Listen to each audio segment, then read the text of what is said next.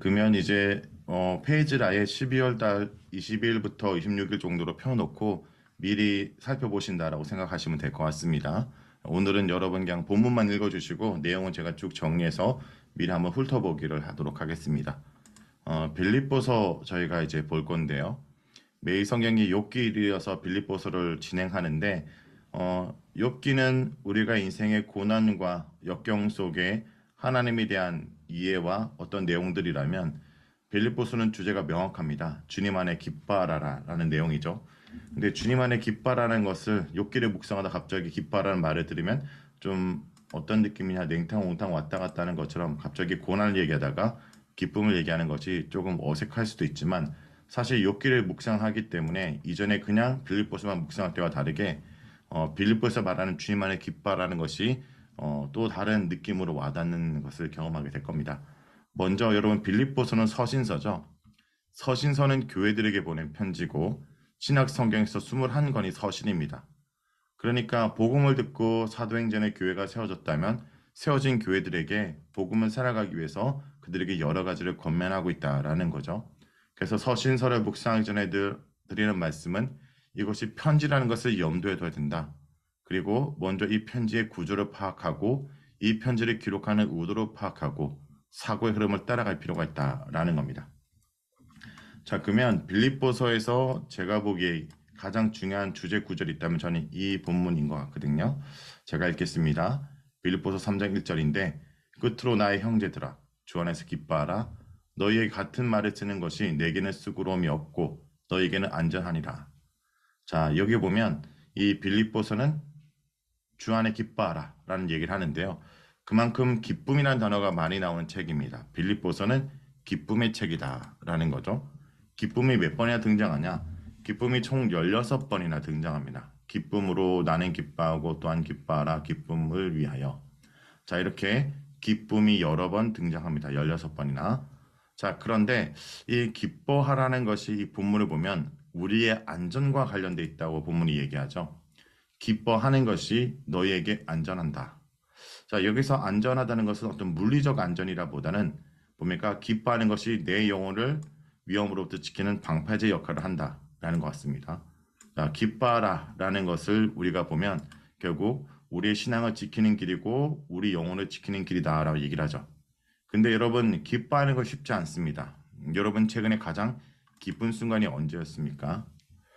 사실 외형적인 환경과 조건들을 보면 기뻐하기 힘든 일들이 많고 기뻐하기 어려운 순간들이 많을 겁니다. 그런데 여러분 이 세상은요 우리에게 기뻐하는 것이 성공하는 삶, 기뻐하기를 강요하는 사회를 살고 있죠. 제가 이제 많은 청년들의 SNS를 보면요. 막 기쁘다고 SNS에 나 이런 거 먹었어, 나 여기 가서 올리더라고요. 기쁨을 강요받고요. 기뻐한다는 걸 나타내야 되는 세상인 것 같습니다. 근데 도저히 기뻐할 수 없는 것들을 많이 경험하죠. 그래서 기쁨을 추구하지만 전혀 기쁘지 않은 것. 왜 기쁘지 않을까? 여기서 중요한 포인트가 있는데 많은 사람이 기쁨을 누리는 이유가 대부분 무언가가 채워지고 가지고 이루는 것 때문입니다. 그런데 막상 채워지지 않고 가질 수 없고 이룰 수 없는 현실 속에서 기뻐할 수 없죠. 그래서 더 기쁨을 갈망합니다. 자, 많은 사람들이 채우고 가지고 이루려고 하지만 그럴 수 없어 기뻐할 수 없어서 기쁨을 포기하보다 더 기쁨을 갈망하고 채우고 가지고 이루려고 하죠. 그래서 제가 요즘 청년들 이제 사역을 하면서 보니까 많은 청년들이 어떤 강의를 많이 듣냐? 소위 말하는 성공파리 강의라고 나만 믿고 투자하고 따라오면 성공해 이런 것들을 많이 듣는다고 합니다. 최근에 이제 전 국민이 깜짝 놀란 사기꾼의 얘기가 있었잖아요. 거기도 그 사기꾼이 주로 했던 강의가 성공파리 강의입니다.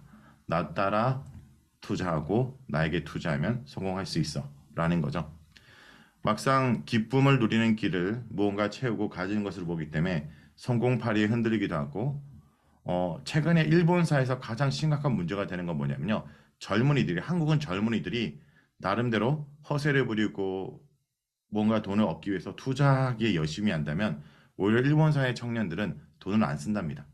그러니까 하루에도 돈 한 번 하나도 쓰지 않고 버텨내는 챌린지를 할 정도로 그러니까 집 하나만 있고 일을 나가지 않고 하루에 한 끼를 그냥 먹고 그냥 나는 쓰지 않고 또 소유하지 않아도 된다라는 어떤 그 미니멀리즘이라는 이런 단어가 일본어부터 왔잖아요. 그러니까 그런 의미에서 나름대로 오히려 그 기쁨을 포기해 버린 거죠. 그리고 얘기를 합니다.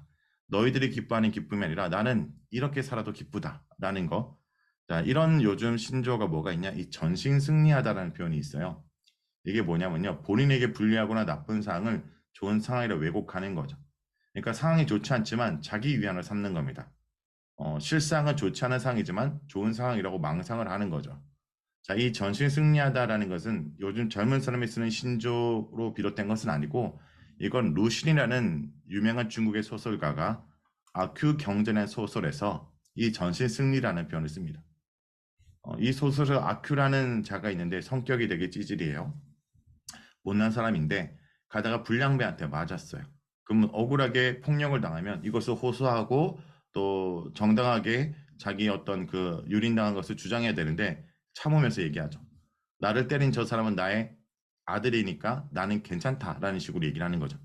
뭐냐? 그냥 어떤 외부적인 압력에 스스로 자족하고 위안을 삼고 사는 거. 그래서 정신 승리하는 법에 대해서 이렇게 유명한 그러니까 좀 재밌는 짤이 있는데 우리가 힘들 때 이 힘듦을 버티는 정신 승리 방법을 가르쳐 드리면 이렇게 손가락을 강자놀이에 올려놓고 나는 괜찮다, 괜찮다 외치는 거예요. 그런데 여러분 이게 왜 이 말을 하냐면요. 빌립보서가 기뻐라는 것이 전신 승리하자라는 말이 아니라는 거예요. 내가 기뻐할 수 없는데 아니, 나는 그래도 기뻐해야 돼. 난 기쁜 거야. 나는 예수를 믿으니까 기뻐라고 하자는 말이 아니라는 거죠. 자, 그러면 빌립보에서 말하는 건 이 전시 승리하자라는 기쁨이 아니라 특별한 기쁨을 요구하고 있다라는 겁니다. 자, 그래서 이 기뻐하는 것이 우리 삶을 안전하게 하는 것이고 내 삶을 내 영혼을 지키는 길인데 이것은 감정적 기쁨이 아니라 중요한 게 있습니다. 주 안에서 기쁨하라라는 거죠. 그러면 주 안의 기뻐라는 것이 무엇인지를 빌립보 전체를 통해서 주 안의 기쁨이 무엇이고 이것이 어떤 의미인지를 알아내는 것이 빌립보에서 가장 중요한 과제인 것 같아요. 빌립보 전체를 읽으면서 주 안의 기쁨은 이 짧은 단어 속에서 문맥 속에서 성경 본문 전체 속에서 이 본문 속에서 어떤 의미를 담고 있나를 구체적으로 좀 우리가 의미를 부여해 봐야 된다는 거죠. 기뻐라는 말이 16번 등장했다면 주 안에서라는 이 주 안에를 비롯해 그리스도라는 말이 50번 등장합니다. 그러니까 빌립보서는 기뻐라는 말을 단순히 그냥 감정적 기뻐하라는 것이 아니라 주님 안에서 예수 그리스도 때문에 기뻐하러 얘기를 하죠. 자, 본문으로 한번 들어가 볼까요?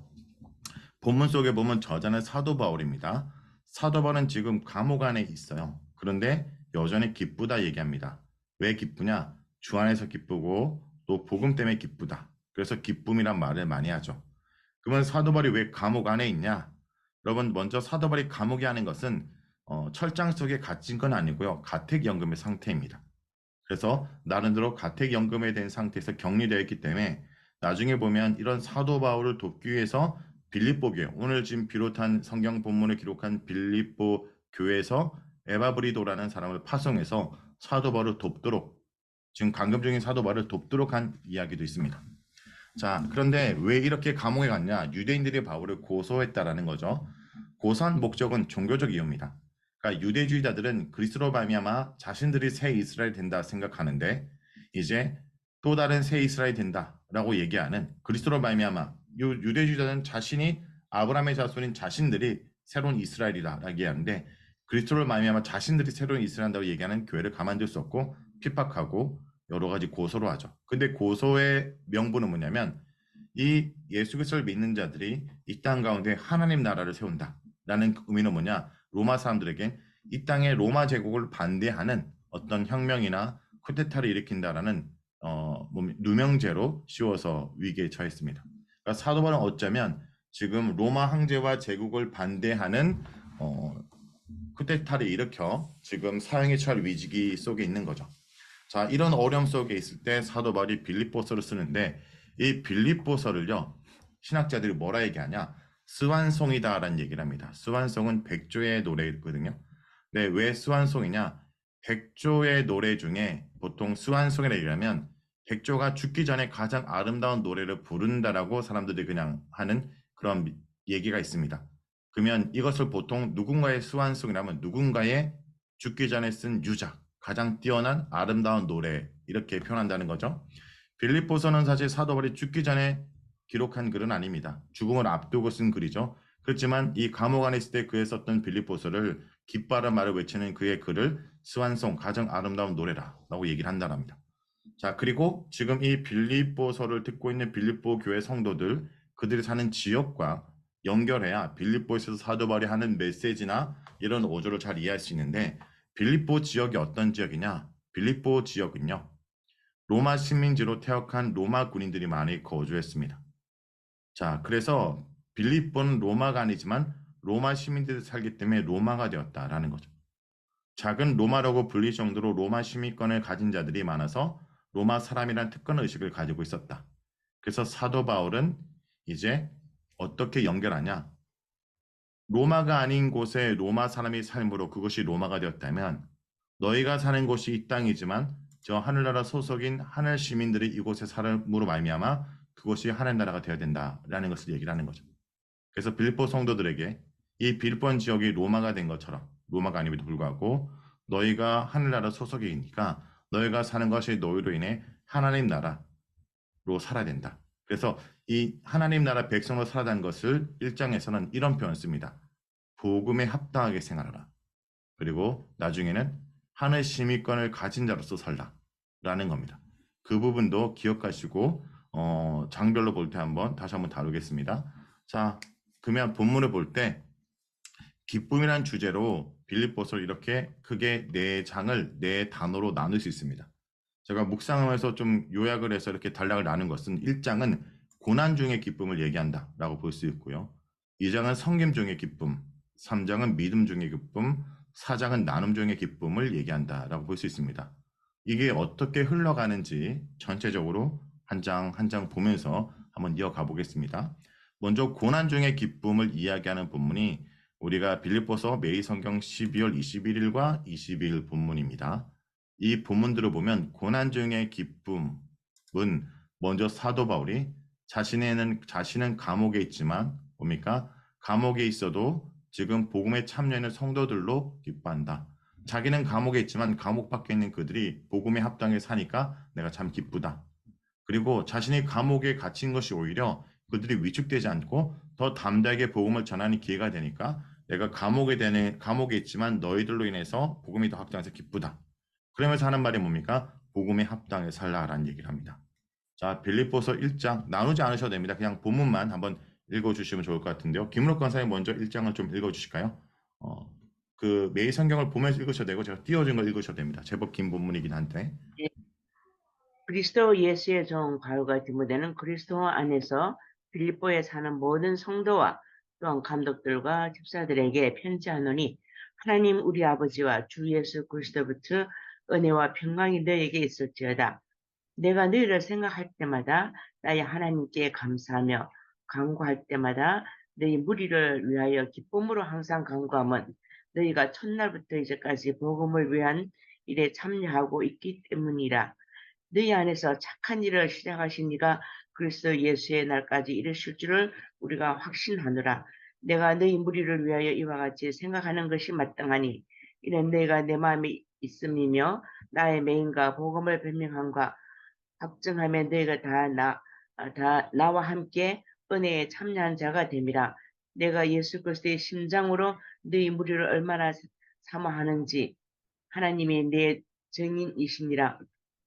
내가 기도하노라. 너희의 사랑을 지식과 모든 총명으로 점점 더 풍성하게 하사 너희로 즐겁게 선한 것을 분별하며 또 진실을 하여 허물없이 그리스도의 날까지 이루고 예수 그리스도로 말미암아 의의 열매가 가득하여 하나님의 영광과 찬송이 되기를 원하노라. 1절 다 읽을까요? 네, 1절은 1장 일단 전체 쭉 읽어주십시오. 네.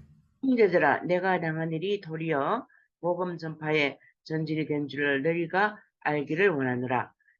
그러므로 나의 맹이 그리스도 안에서 모든 시위대와 그 밖의 모든 사람에게 나타났으니 형제 중 다수가 나의 매임으로 말미암아 주 안에서 신뢰함으로 겁없이 하나님의 말씀을 더욱 담대히 전하게 되었느니라.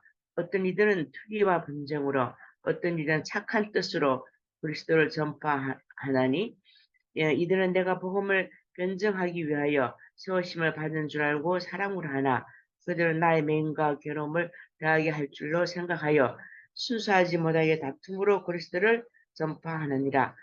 그러면 무엇이냐?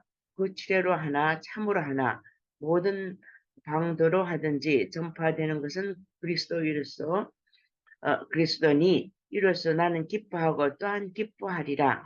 이것이 너의 강구와 예수 그리스도의 성령의 도우심으로 나를 구원에 이르게 할 줄 아는구로 나의 간절한 기대와 소망을 따라 아무래든지 부끄러워하지 아니하고 지금도 전과 같이 온전히 담대하여 살든지 죽든지 내 몸에서 그리스도가 존귀하게 되려 하나니 이는 내가 사는 것이 그리스도니 죽는 것도 유익함이라. 그러나 만일 육신으로 사는 이것이 내일의 열매일진데 무엇을 택해야 할지 나는 알지 못하노라. 내가 그들 두 사이에 끼었으니 차라리 세상을 떠나서 그리스도와 함께 있는 것이 훨씬 더 좋은 일이라. 그렇게 하고 싶으나 내가 육신으로 있는 것이 너희를 위하여 더 유익하리라. 내가 살 것은 너희 믿음의 진보와 기쁨을 위하여 너희 무리와 함께 갈 그것을 확실히 아노니 내가 다시 너희와 같이 있으므로 그리스도 예수 안에서 너희 사랑이 나로 말미암아 풍성하게 하려 함이라. 오직 너희는 그리스도의 복음에 합당하게 생활하라. 이는 내가 너희에게 가보나 떠나 있으나 너희가 한 마음으로 서서 한 뜻으로 복음의 신앙을 위하여 협력하는 것과 무슨 일이든지 대적하는 자들 때문에 두려워하지 아니하는 이 일을 돕고자 함이라. 이것이 그들에게는 멸망의 증거요 너에게는 구원의 증거니 이는 하나님께로부터 난 것이라. 그리스도를 위하여 너희에게 은혜를 주신 것은 다만 그를 믿을 뿐 아니라 또한 그를 위하여 고난도 받게 하려 하심이라. 너희에게도 이와 같은 싸움이 있으니 너희가 내 안에서 본 바와 이제도 내 안에서 듣는 바니라. 네, 아멘, 감사합니다. 네, 제가 미리 강의를 드렸는데 거기 보면요, 요렇게 질문들이 있습니다. 여러분이 빌립보서를 잘 이해할 수 있도록 제가 질문을 넣어서 그 질문에 해당하는 단락을 좀 구분해 놨는데요. 먼저 첫 번째 질문입니다. 사도 바울은 지금 이제 기도한다라는데 빌립보 성도를 위해서 어떤 기도를 하냐? 자, 이렇게 얘기합니다. 내가 너희를 생각할 때마다 나의 하나님께 감사하며, 그러니까 그들을 생각하며 감사 기도를 드린다라는 거죠. 또 그들을 향해서 간구하고 있다라는 것이고, 무엇보다 그들이 복음을 듣고 첫날부터 지금까지 복음의 일에 참여하니까 내가 참 기쁘다. 근데 그 기쁨과 마음 정도가 다른 것이 아니라 예수 그리스도의 심장으로, 그러니까 진심으로 예수님의 그 뜨거운 사랑과 마음으로 그들을 생각하고 있다. 여기서 중요한 게 있습니다. 이런 사도발의 모습 자체가 세상 사람들이 추구하는 삶과 다른 이질적인 삶이라는 거죠. 세상 사람들이 기뻐하는 이유는 뭡니까? 에고입니다. 나 자신에게 어떤 일이 일어나는 것을 통해서 감사와 기쁨을 누린다면 사도 바울은 내가 아니라 너희, 그렇죠? 지금 빌립보 교회 성도들이 사도 바울의 머릿속에 가득 차 있습니다. 에고가 가득 찬 세상과 다르게 바울의 머릿속은 온통 빌립보 교회 성도들로 가득 차 있다. 자, 여기서 우리가 좀 알 수 있는 것이 뭐냐면 예수 그리스도를 참으로 믿은 자는 나 중심적인 생각과 사건에 주목하는 것이 아니라 그리스도와 그리스도의 사람들을 생각하게 된다라는 거죠. 그래서 여러분, 우리가 예수를 믿음으로 우리가 원치는 않을지 모르겠지만 우리는 자연스럽게 공동체 속에 들어갑니다. 내 개인이 구원을 받은 자로서 영접했다면 나는 자연스럽게 하나님의 백성의 무리 속에 들어가는 겁니다. 그래서 우리의 포지션은요, 사실은요, 두 관계 속에 살아가는 자입니다. 하나님 관계와 성도의 관계 속에 중간에 있는 자도. 사도 바울도 그래서 나의 하나님이 나에게 행한 일에 관심이 있는 것이 아니라 나의 하나님이 너희에게 행한 그 일에 주된 관심사를 보인다라는 거죠. 자, 사도 바울이 기뻐할 수 있던 이유 중에 하나는 뭡니까? 관심사가 세상 사람들과 다르다는 거예요. 세상 사람들이 기뻐하는 이유는 뭡니까? 내가 채워지고 높아지고 가지는 것에 있다면 사도 바울은 뭐죠? 나의 관심사가 하나님이 나에게 아니라 나의 그 하나님이 너희들에게 행한 일, 너희가 그 하나님께 행한 그 일도 인해서 기뻐한다 라는 것을 볼 수 있죠. 자, 그런 의미에서 우리가 좀 알 수 있는 것이 제가 청년들과 청소 섬기다 보면 가끔 이렇게 고백하는 사람이 있습니다. 말씀을 묵상했더니 내게 친구들이 소중해졌어요. 또 어떤 집사님 이런 얘기를 해요. 말씀을 묵상했더니 남편이 소중해졌어요. 좀 동의하기 힘듭니까? 네. 말씀을 묵상했더니 내 옆에 있는 저 집사님이 소중해졌어요. 여러분 이런 분들의 묵상을 제대로 생각했다고 생각합니다. 말씀을 묵상했더니 하나님께서 나에게 소중해지면 내가 소중해지는 것이 아니라 하나님이 그리스도가 내게 소중한 분이 되면 내 주변에 있는 사람이 소중해진다라는 거죠. 말씀이 살아있는 역사의 현장을 처음에는 나를 통해 경험하지만 이후에는 대부분 형제 자매를 통해서 경험하죠. 제가 이걸 많이 느낍니다. 사실 제 배경을 보면 제 스스로에게는 어떤 일 때문에 하나님의 살아심을 경험하지만 많은 순간 내 주변의 사람들이 하나님 말씀을 듣고 바뀌고 또 하나님의 말씀을 고백하는 걸 통해 형제 자매를 통해 하나님을 경험하는 경우가 많습니다. 그리고 여러분 한번 돌아보세요. 우리가 신앙을 성장했다 느꼈던 시기에는 늘 주변에 믿음의 사람들이 있습니다. 내 혼자 노력으로 기도하고 열정적으로 가지고 신앙이 성장한 것이 아니라 그런 열정적을 가졌지만 늘 그 곁에는 믿음의 사람들이 있었다. 즉 그리스도인은 다른 그리스도인이 필요하다라는 거죠. 자, 현재 사도 바울은 지금 어떤 환경 속에 있을까요? 자, 이런 그들을 향해서 관심을 갖고 기도하는 사도 바울은 그들을 걱정하고 있고 그들을 통해서 기뻐하지만 막상 자신이 걱정할 순간이거든요. 왜냐? 나의 메인문이라는 것은 뭐냐면 감옥에 있는 상태입니다. 사실 사도 바울이 제 코가 석자인데 여러분 코가 석자란 뜻이 뭔지 아세요? 이 코는 다른 게 아니라 콧물입니다. 석자는 콧물이 90cm 정도 석자거든요. 내려온 이상. 그러니까 자기가 콧물이 이렇게 내려와서 닦기도 바쁜 상황에서 남 걱정한다는 거예요. 그러니까 지금 자신이 감옥 속에 있는 환경 속에 있는데 오히려 감옥 밖에 있는 사람 때문에 감사하고 기뻐한다 얘기를 하고 있죠. 그리고 뭐라 얘기하냐? 오히려 내가 감옥 안에 있고 내 메인 것이 오히려 너희들이 복음을 담대하게 전하는 계기가 돼서 기쁘다라는 걸 얘기를 합니다. 또 이런 얘기까지 합니다. 사도 바울은 여러분 생각보다 사도 바울의 편에 섰던 그리스도인도 많지만 그리스도인이지만 사도 바울을 견제했던 사람도 많아요. 좀 이유가 있죠. 사도 바울이 처음부터 예수 그리스도를 믿고 따랐던 인물이 아닙니다. 처음엔 예수 그리스도를 핍박하고 예수 믿는 사람을 잡아 죽인 일에 앞장섰던 사람이기 때문에 사도 바울이 예수를 믿고 사도로서 바뀐 삶을 살지만 여전히 그들 공동체 가운데는 사도 바울을 견제하거나 시기하거나 상처가 있는 사람도 분명히 있을 겁니다. 그리고 사도 바울이 이렇게 늦게 부각해서 집중하는 모습을 시기했던 자들도 있을 것이고요. 그래서 어떤 기록이 있냐?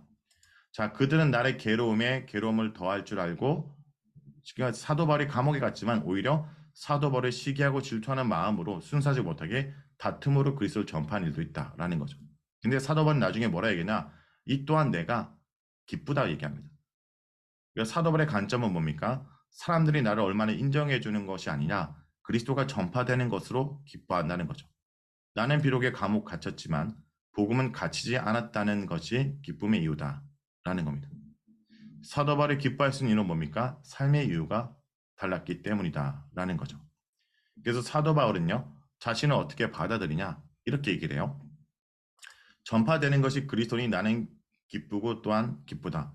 그러니까 어떻게든 내가 감옥에 있으므로 너희들이 열심히 내니까 기쁘고 나를 시기해서 복음을 전파를 열심히 하니까 기쁘다. 포커스가 그리스도가 전해지고 복음에 있다라는 거죠. 그리고 이런 얘기를 합니다. 나는 살든지 죽든지 그리스도가 존귀케 되는 것이 중요하다.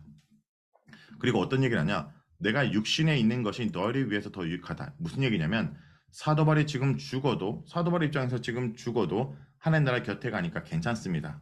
그런데 내가 이 땅에 아직 살아가는 이유는 너 때문이다라는 거예요. 이게 중요한 것이 있거든요. 여러분 우리가 이 땅에 사는 이유는 뭘까요? 나 자신을 위해서 산다면요. 나는 지금 죽어도 천국 갈 수 있잖아요.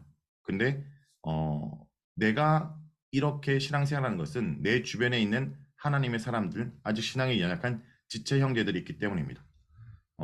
그래서 제가 이 빌립보서를 보면서 저는 빌립보서 한마디로 얘기하면 너 때문에 산다 이런 글을 썼거든요. 빌립보서는 빌립보 성도들에게 사도 바울이 내가 너 때문에 산다. 뭡니까? 너 때문에 내가 주님의 기쁨이 되고 기쁨으로 살아간다. 너 또한 서로가 뭡니까? 너 때문에 산다라고 고백하는 거. 주로 이제 제가 오늘 아침에 여성 그 묵상 모임 갔는데 대부분 이제 집에서 여성 성도들이 남편한테 너 때문에 죽겠다만 얘기를 하다가 오늘 집에 와서 너 때문에 산다라는 얘기를 하라니까 되게 당황스러워하는데, 그렇죠. 그리스도인들은요, 뭡니까? 그리스도 때문에 사는 것이고 그리스도의 형제들 때문에 사는 겁니다. 그래서 이 세상에서 호강하며 오래 사는 것보다 그의 소망은 그리스도와 함께하는 거고요. 자신을 위해서라면 죽는 게 낫지만 그리스도 때문에, 형제 때문에 사는 거다라는 거죠. 이런 부분에서 사도 바울이 기뻐했었던 이유는 사고방식이 달랐기 때문입니다. 저는 이제 빌립보서를 묵상하면서 더 보게 되는 것이, 복음을 전하는 빌립보서를 묵상할수록 내 옆에 있는 사람이 소중해지는 것이고요. 내 옆에 있는 사람 때문에 내가 그리스도와 닿아지고 그리스도인으로 살아가게 되는 거죠. 자, 그러므로 여러분, 예수 그리스도를 믿으면 거듭난다 했을 때 이 거듭남의 중심에는 사고방식도 거듭나야 되는 것을 꼭 기억해야 됩니다. 예수를 믿는다는 것은 내가 다른 종교를 형식적인 외형을 바꾸는 것이 아니라 내 중심이 바뀌는 거죠. 나 중심적인 사람이 아니라 그리스도 중심의 사고방식, 하나님 중심의 사고방식. 왜 세상 사람들이 기쁨을 누리지 못하냐? 여전히 예수를 믿는다고 얘기하지만 나 중심의 사고방식에 쌓인 사람은 나에게 어떤 일하는 그 일과 어떤 사건 때문에 기쁨을 누리려고 하지만, 예수 그리스도가 그 속에 있는 사람은 그리스도 때문에, 그리고 그리스도의 사람들 때문에, 너 때문이죠. 그러니까 그로 인해서 내가 기뻐하는 사람으로 바뀐다는 겁니다. 이것이 그리스도가 그 중심에 있는 사람, 하나님이 중심에 있는 사람이다. 그래서 사도 바울이 구원을 주로 얘기할 때의 구원은요, 통치자가 바뀐 개념이다라는 것을 꼭 기억하셔야 됩니다. 그러니까 구원은 죽다 살았던 개념으로 끝나는 것이 아니라, 자, 사도 바울이 이렇게 얘기하는 것은 구약도 그렇습니다. 구약에서 이집트 왕 밑에 노예로 사는 그들이, 모세를 통해서 그들이 이집트 왕 밑에 있는 그들이 출애굽한 다음, 그 다음에 하는 얘기가 보면, 하나님을 왕으로 모시기 위해서 율법과 성막, 율법 뭡니까? 하나님의 법을 따르는 백성이 되는 거죠. 성막은요, 하나님을 왕으로 모시는 장소입니다. 그러니까 소유된 백성으로 되는 것. 즉, 구원을 받았다는 것은 우리 주인이 바뀌었다라는 개념이죠. 다시 얘기하면 제 아래 있던 우리가 하나님 나라로 들어갔다는 것은 하나님을 왕으로 모시고 그리스도로 왕으로 모신다. 그래서 사도 바울이 이제 얘기하는 게 뭐죠? 자, 그러므로 너희는, 바로 당부하는 내용이 복음에 합당하게 생활하라. 여기서부터 사도 바울이 진짜 하고 싶은 얘기가 시작됩니다. 지금 빌립보 교회가 외부적으로 어떤 어려움이 있어요? 핍박들이 있었고 내부적으로 갈등도 있었고, 자, 그런 가운데 먼저 외부적인 이런 환경 속에 사도 바울이 감옥에 가고 핍박을 받는 상황이지만, 너희들은 뭡니까? 내가 복음 고난 중에도 기뻐하는 것처럼 너희도 그런 고난 중에 기뻐하기 위해서 그리스도의 복음에 합당해 생활하라 라고 얘기를 하죠. 이 사도 바울이 가장 하고 싶었던 말, 빌립보서 전체로 보면 이 그리스도의 복음에 합당해 생활하라 라고 얘기한 이유가, 사도 바울 자신도 복음에 합당해 생활했기에 감옥에 있다는 거예요. 오히려 내가 복음에 합당하게 생활했기 때문에 감옥에 있고 핍박을 받고 있다라는 거죠. 그러므로 참 기쁨의 비결은 감옥을 갇히고 감옥에 벗어나는 것이 아니라, 그 환경이 아니라 복음에 합당하게 생활하는 것에 있다. 근데 이 복음에 합당하게 생활하는 뜻이 시민답게라는 말이 됩니다. 왜 하늘나라 시민답게라는 말이 되냐면, 이 복음이란 말이 그냥 기쁜 소식이 아니라 나라와 관련된 단어거든요. 이 복음이라는 단어를 주로 쓸 때 이건 유안겔리온, 그러니까 하나님 나라가 이어진다라는 개념이 있어요. 그러니까 왕이 아들이 없어서 왕위가 이어지지 않을 때, 그 왕이 아들을 낳으면, 왕이 아들을 낳았다라고 해서 유안겔리온, 그 왕의 왕권 나라가 연속된다 할 때 유안겔리온이라는 기쁨인 단어 쓰는 거죠. 그리고 또 나라가 전쟁을 해서 그 나라가 없어질 위기 가운데 전쟁에 승리하면 유안겔리온. 그러니까 이 성경에 말하는 복음의 기쁜 소식은 뭐와 관련되냐? 하나님 나라와 관련된다. 그러면 그리스도의 복음에 합당해 생활하는 말 자체가 그리스도의 나라 시민답게 살라는 말과 같다라는 것이죠. 자, 그런 의미에서 빌립보서의 상황, 아까 얘기했죠? 이것과 같이 생각해야 된다는 겁니다. 자, 빌립보가 로마 식민지라는 사실은 그곳에 사는 시민들이 언젠가 로마로 돌아간다는 것이 아니라 그들의 바람대로 빌립보가 로마의 문명을 누리는 것에 있다라는 거죠. 그러므로 빌립보서는 우리가 왕과 함께 살기 위해 수도 하늘나라로 가는 것이 아니라 그가 이곳에서 우리의 삶을 변화시키기 위해서 왕으로 오신 것을 말한다. 우리의 소망은 단순히 이 땅을 떠나는 것이 아니라 이곳에서도 그리스도 안에서 왕의 통치를 경험하는 것. 빌립보가 로마가 살아감으로 로마 시민들 때문에 로마가 된 것처럼 너희가 그 땅의 삶으로 그 땅이 하나님 나라가 되고 복음의 생활함으로 구원의 증거가 된다라는 얘기죠. 자, 그렇다면 그렇게 복음에 합당한 삶이 무엇인지 구체적으로 이제 얘기하는 부분을 볼까요? 본문 속에 답이 있습니다. 우리가 그리스도의 복음에 합당해 생활하는 것은 한 마음과 한 뜻을 일치하여 복음을 믿는 일에 힘을 쓰는 것. 우리가 그리스도의 복음을 하나님 나라를 붙들고 살아내는 그 일을 한 마음과 한 뜻을 뿜는 것이 바로 합당한 삶이다. 그리고 뭡니까? 이런 우리를 대적하는 자들을 두려워하지 않는 것이다. 자, 그런데 왜 이렇게 복음에 합당한 삶이 중요할까요? 본문을 보면 복음에 합당한 그 삶이 구원의 증거다. 우리가 이 땅의 하늘나라 시민으로 살아가고 그것을 위해서 우리가 한 마음을 품는 것이 구원의 증거다라는 거죠. 그리고 그리스도라는 특권을 누리는 삶은 원래 이 땅의 세상의 논리가 아니라 하늘나라 방식으로 사니까 고난을 감수하며 사는 것이 당연하다라는 얘기를 합니다. 1장을 요약하면 이제 이런 내용이 됩니다. 1장을 통해서 우리 스스로 좀 돌아볼 수 있는 게 뭐냐면 내가 진짜 예수 믿는 사람으로서 내 마음의 중심에는 복음이 있냐, 하나님 나라가 있냐, 예수 그리스도가 있냐, 그리고 신앙 공동체가 있냐라는 거죠. 많은 사람들이 뭡니까? 기쁨을 누리지 못한 이유는 여전히 나 중심성에 사로잡혀 있는 겁니다. 예수를 믿지만 예수 그리스도의 중심의 삶이 있는 것이 아니라 여전히 나의 하나님이 나에게 어떤 일을 행하는 것에 대한 포커스가 있다면 기뻐할 수 있는 이유는 많이 없습니다. 그런데 지금 사도 바울은 이 본문을 쓰고 있는 사도 바울조차가 자신에게 있는 어떤 사건이 아니라 그들에게 있는 그리스도를 통해서 일어난 일들을 통해서 감사하고 기뻐하다는 것을 보여주죠. 이것이 고난 중의 기쁨. 자, 그래서 이제 사도 바울이 복음을 우리가 합당하게 살기 위해서 한 마음 한 뜻을 품어라 라고 얘기하기 때문에 자연스럽게 이어지는 것이 그렇게 복음을 합당하게 살아내는 것의 모습을 위해서 우리가 해야 될 것이 하나됨에 대해서 얘기하죠. 주 안에서 한 몸을 이루고 하나됨을 이루어가라.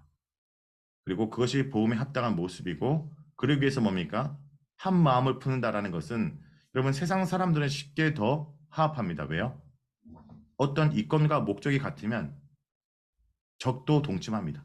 그렇죠?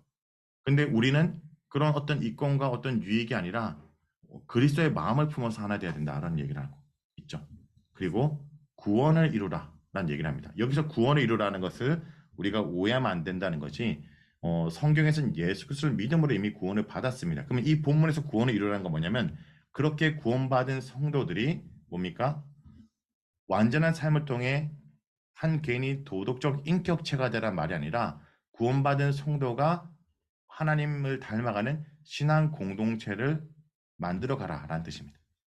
그러니까 두렵고 떨림으로 너희 구원을 이루라는 뜻은 뭐냐면 구원받은 성도의 삶을 이 공동체가 교회가 살아내고 보여줘라. 구원의 증거로서 그런 의미로 쓰입니다. 자, 그런 모델로서 누구 얘기합니까? 성경 중에 흠없는 하나님의 자녀의 모델로서 바로 사도 바울이 디모데와 에바브리도를 언급하고 있어요. 그래서 이 두 사람의 얘기가 나옵니다. 디모데는 사도 바울이 아끼는 제자로서 나중에 에베소 교회 목회자로 파송하기도 하고요. 에바브리도는 누구냐? 아까도 잠깐 언급했습니다. 사도 바울이 가택연금 감옥에 있는 상태에 있자 사도 바울의 편의를 돕기 위해서 빌립보 교회, 지금 편지를 쓰고 있는 빌립보 교회에서 파송한 빌립보 교회 성도라고 볼 수 있어요. 근데 문제는 뭐냐? 에바브리도를 파송해서 사도 바울을 도우라고 했는데 막상 사도 바울을 돕기보다는 에바브리도가 자신이 병들고 아파서 막상 일을 감당하지 못하게 됩니다. 그러니까 어떤 일이 생기냐? 빌립보 교회 입장에서 이런 게 있잖아요. 야, 이번에 거기 사도 바울 도우라고 내 에바브리도 말고 쟤 보내자 했는데 얘 보내고 괜히 이 문제가 된 거 아니야? 이런 것처럼 서로가 어떤 그 결정에 대해서 서로가 의견이 나누게 되고 또 이런 것을 바라보면서 에바브리도도 되게 마음이 불편해지죠. 그래서 사도 바울이 에바브리도를 칭찬하고 지금 디모데와 함께 이 편지를 보내며 에바브리도 보낼 테니까 그를 나무라지 말고 격려하고 오히려 그가 수고했다고 칭찬하는 것이 바로 이 2장의 내용입니다. 그러면 이 부분은 강우련 집사님이 좀 읽어주실까요? 2장입니다. 그러므로 그리스도 안에 무슨 권면이나 사랑의 무슨 위로나 성령의 무슨 교제나 긍휼이나 자비가 있거든 마음을 같이하여 같은 사랑을 가지고 뜻을 합하여 하며 한 마음을 품어 아무 일에든지 다툼이나 허영으로 하지 말고 오직 겸손한 마음으로 각각 자기보다 남을 낮게 여기고 각각 자기 일을 돌볼 뿐더러 또한 각각 다른 사람들의 일을 돌보아 나의 기쁨을 충만하게 하라. 너희 안에 이 마음을 품으라. 곧 그리스도 예수의 마음이니 그는 근본 하나님의 본체시나 하나님과 동등됨을 취할 것으로 여기지 아니하시고 오히려 자기를 비워 종의 형체를 가지사 사람들과 같이 되셨고 사람의 모양으로 나타나사 자기를 낮추시고 죽기까지 복종하셨으니 곧 십자가에 죽으심이라. 이러므로 하나님이 그를 지극히 높여 모든 이름 위에 뛰어난 이름을 주사 하늘에 있는 자들과 땅에 있는 자들과 땅 아래에 있는 자들로 모든 무릎을 예수의 이름에 꿇게 하시고 모든 입으로 예수 그리스도를 주라 시인하여 하나님 아버지께 영광을 돌리게 하셨느니라. 그러므로 나의 사랑하는 자들아 너희가 나 있을 때뿐 아니라 더욱 지금 나 없을 때에도 항상 복종하여 두렵고 떨림으로 너희 구원을 이루라. 너희 안에서 행하시는 이는 하나님이시니 자기의 기쁘신 뜻을 위하여 너희에게 소원을 두고 행하게 하시나니 모든 일을 원망과 시비가 없이 하라. 이는 너희가 흠이 없고 순전하여 어그러지고 거스러지는 세대 가운데서 하나님의 흠없는 자녀로 세상에서 그들 가운데 빛들로 나타내며 생명의 말씀을 밝혀 나의 다름질이 헛되지 아니하고 수고도 헛되지 아니하므로 그리스도의 날에 내가 자랑할 것이 있게 하려 함이라. 만일 너희 믿음의 재물과 섬김 위에 내가 나를 전제로 드릴지라도 나는 기뻐하고 너희 무리와 함께 기뻐하리니 이와 같이 너희도 기뻐하고 나와 함께 기뻐하라. 내가 디모데를 속히 너희에게 보내기를 주 안에서 바람은 너희의 사정을 알므로 안위를 받으려 함이니 이는 뜻을 같이 하여 너희 사정을 진실이 생각할 자가 이 밖에 내게 없습니다. 그들이 다 자기 일을 구하고 그리스도 예수의 일을 구하지 아니하되 디모데의 연단을 너희가 아나니 자식이 아버지에게 함같이 나와 함께 복음을 위하여 수고하였느니라. 그러므로 내가 내 일이 어떻게 될지를 보아서 곧 이 사람을 보내기를 바라고 나도 속히 가게 될 것을 주 안에서 확신하노라. 그러나 에바브로디도를 너희에게 보내는 것이 필요한 줄로 생각하노니 그는 나의 형제요 함께 수고하고 함께 군사된 자요 너희 사자로 내가 쓸 것을 돕는 자라. 그가 너희 무리를 간절히 사모하고 자기가 병든 것을 너희가 들은 줄을 알고 심히 근심한지라. 그가 병들어 죽게 되었으나 하나님이 그를 긍휼히 여기셨고 그뿐 아니라 또 나를 긍휼히 여기사 내 근심 위에 근심을 면하게 하셨느니라. 그러므로 내가 더욱 급히 그를 보낸 것은 너희로 그를 다시 보고 기뻐하게 하며 내 근심도 덜려 함이니라. 이러므로 너희가 주 안에서 모든 기쁨으로 그를 영접하고 또 이와 같은 자들을 존귀히 여기라. 그가 그리스도의 일을 위하여 죽기에 이르러도 자기 목숨을 돌보지 아니한 것은 나를 섬기는 너희의 일에 부족함을 채우려 함이니라. 아멘. 네. 아멘. 자, 2장을 보겠습니다. 2장의 내용은 제 1장에서 우리가 과연 예수 그리스도를 믿음으로 그 마음에 그리스도의 중심으로 사느냐, 그리고 또 그런 메시지를 이제 사도 바울은 나가 중심이 아니라 그리스도가 그리고 그리스도의 사람들이 중심이었던 모습, 그리고 그 모습을 복음에 합당히 생활하라고 얘기를 했다면, 그렇게 복음에 합당히 생활해서 한마음 한뜻을 품기 위해서 그리스도인들이 다른 사람에게 어떤 태도를 취해야 될지를 얘기를 합니다. 어떤 태도입니까? 같은 사랑을 가지고 뜻을 합하여 한 마음을 품어라 라고 얘기를 하죠. 교회 외적인 문제에서 복음에 합당한 생활을 얘기했다면, 그러기 위해서 내적인 문제에 대해서는 하나됨에 대해서 권면합니다. 빌립보 교회를 그래서 우리가 알 수 있는 것이, 어떤 이런 메시지를 한다면 그 메시지가 필요한 상황이 있었을 거라고 유추할 수 있죠. 그러니까 빌립보 교회의 내부적 갈등 원인을 보면 이단들 이런 거보다는요, 교만, 자기 중심성, 나름대로 하나님을 위해서 열심히 일하지만 여전히 내가 주장이 강하고 내 뜻이 맞고 내가 인정받는 그런 것들이었던 것 같습니다. 그래서 인정받기 위해 경쟁하고 경쟁에서 이기려고 형제 연합급을 돌보지 않았던 일들이 있었던 것으로 볼 수 있고요. 근데 여러분, 이렇게 우리가 예수를 믿으면서도 이런 게 있죠. 경쟁하면서 믿는 경우가 되게 많거든요. 어떤 교회 가면 이런 게 있습니다. 내가 저 박 집사보다는 열심히 해야지. 내가 저 김 집사보다는 인정받아야지. 교회를 하고 주를 섬기지만 뭔가 그 속에 견쟁을 하는 모습은요, 사실 형제를 죽이고 올라서는 것이 인간의 오랜 역사입니다. 인간의 처음 형제를 죽인 것이 하나님을 향한 예배, 제사와 관련된 사건이잖아요. 그렇죠?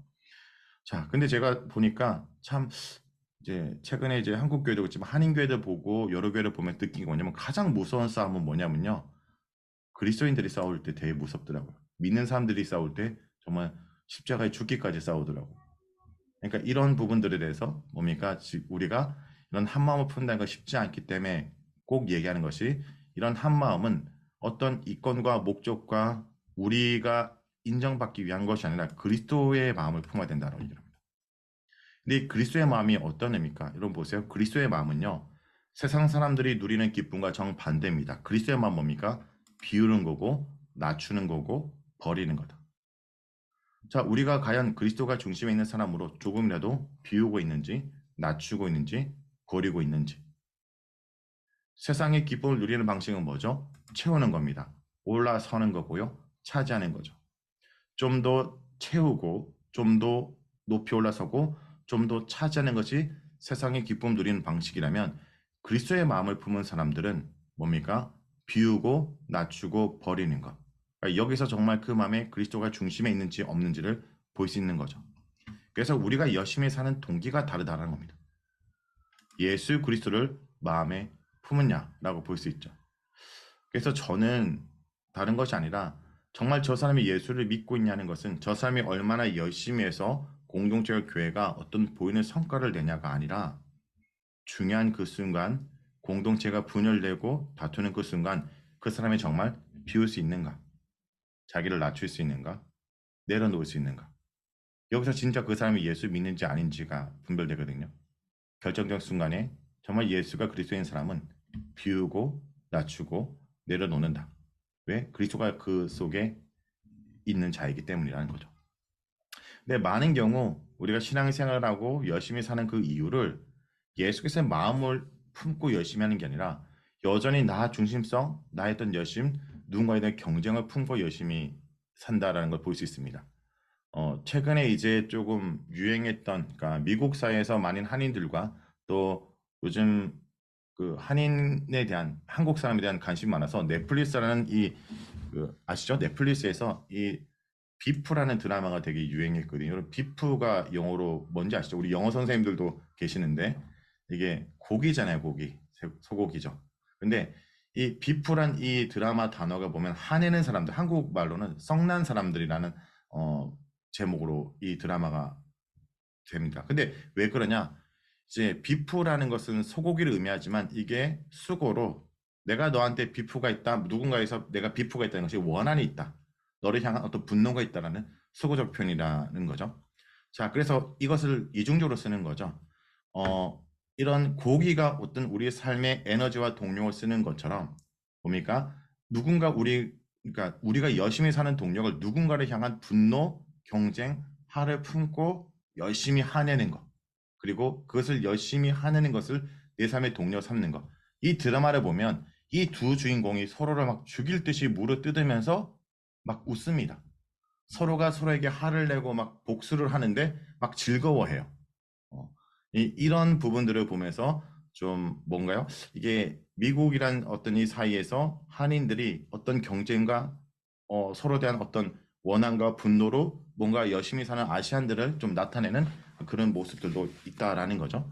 자, 말하고 싶은 것은 이 드라마 내용은 아니고 우리가 어떤 삶의 원동력을 그리스도의 마음이 아니라 누군가를 밟고 일어서고 남들보다 더 차지하고 남들 것을 빼앗고 또 때로는 남들보다 올라서는 것이 삶의 원동력이 되면 안 되는데 우리가 어떤 열심히 하는 목적을 이렇게 많이 삼는 경우가 많거든요.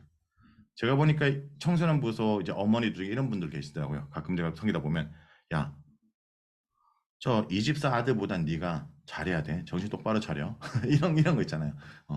너 걔보단 잘해야 돼. 야, 옆에는 여기까지 했어. 너 지금 이러다가 다 뒤쳐져. 너 지금 걔랑 같이 놀 때가 아니야. 너 걔랑 웃고 지내면 너만 나중에 바보 되는 거야. 이런 식으로 우리가 어릴 때부터 뭔가 열심히 하는 것을 누군가의 경쟁과 그 경쟁에서 위에 올라서는 것을 통해서 누군가를 적으로 삼고 누군가를 이기면서 내가 삶의 원동력, 힘과 승리와 기쁨을 누리려고 하는 모습이 있지 않냐라는 것을 볼 수 있죠. 자, 그런데 우리는 그런 것으로 복음에 열심히 내는 것이 아니라 그리스도의 마음으로 품으로라는 거죠. 자, 그러면 그리스도의 마음을 품은 자녀의 모습은 어떤 것인가라는 것을 얘기할 때 원망과 시비가 없고 흠없는 자녀의 모습들, 자, 이런 얘기를 쭉 하는데 여기서 우리가 주목해야 될 표현은 그러므로 사랑하는 자들아, 너희가 나 있을 뿐 아니라 더욱 지금 나 없을 때도 항상 두렵고 떨림으로 너의 구원을 이루라. 자, 이 구원을 이루라는 것이 뭐죠? 이걸 착각하면 안 됩니다. 지금 사도 바울이 감옥에 있지만 감옥 밖에 있는 그들에게 내가 없더라도 뭡니까? 구원을 이루라는 것은 우리는 예수 그리스도를 믿음으로 이미 구원을 받았습니다. 그렇지만 너희 구원을 이루라는 이 표현은 뭐냐면 그 구원을 더욱 이루기 위해서 내가 도덕적 완성체가 되어가는 것이 아니라 구원받은 성도로서 신앙 공동체가 온전히 주님을 닮아가기 힘쓰라 라는 뜻입니다. 그러니까 문맥으로 보면. 자, 그래서 예수 그리스도를 닮아가는 신앙 공동체가 되어가는 거다라는 거죠. 그래서 우리가 좀 착각하는 것이 뭐냐면요. 예수를 믿음으로 내가 도덕적 완성체가 되고 온전한 인격체가 되는 것만 보는 게 아니라 결국 우리가 서로가 믿음으로 살아내는 것.